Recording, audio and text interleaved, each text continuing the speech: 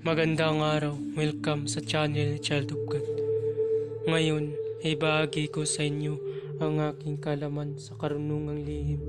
Narito, orasyon, pampalayas sa masamang espiritu. At kung bago ka pa lamang sa channel nito, huwag kalimutan pindutin ang subscribe button para laging update sa mga bagong video.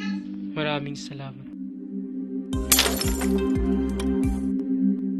Pamilin, malin at pagkaingatan ang bawat ibinabahagi ko sa YouTube channel na ito. Ang kapangyarihan na kapaloob dito ay lubhang maiwagang gamitin lamang sa kabutihan at pagganap ng kalooban ng Diyos. Maging huwaran at laging isa puso't isip ang 7 layunin ng Diyos. Una, isabuhay ang 4 na gintong simulain makadiyos, makabayan at makatao, makakalikasan.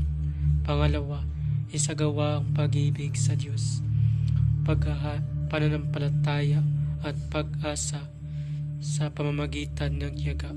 Pangatlo, isakatuparan ang kabutihan, katuwiran, kalinisan, katotohanan, kadalisayan, kaliwanagan at kababaan ng kalooban. Pangapat, ipalaganap ang pagkakaisa, pagmamahalan, pagtutulong sa kapwa, pagmimisyon, paglilinis ng sarili at pagbabago na paunlad. Panglima, magkaroon ng pagagalangan, pag-unawaan at pagmamahalan sa isa't isa bilang mga kapatid at kapwa-tao. Panganim, maging dakila sa isip, sa salita at gawa para sa Diyos sa bayan at tao. Pangpito, ipagpatibay ang kautusan ng Diyos, tumulong sa pagpapaunlad ng katawan ng bawat kasapi ng samahan at tumupad sa adikain ng Diyos sa tao. Sa pamamagitan ng pagsunod sa mga layuning ito, ang isang naghahanap sa Diyos ay makakasumpong sa Kanya at hindi pagkakaitan ng Kanyang liwanag.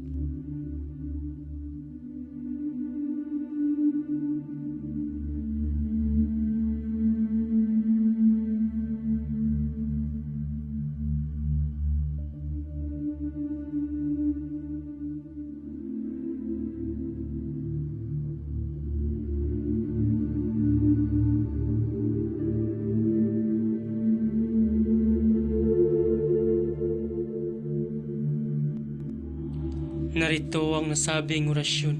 Salin ito ng 3 beses.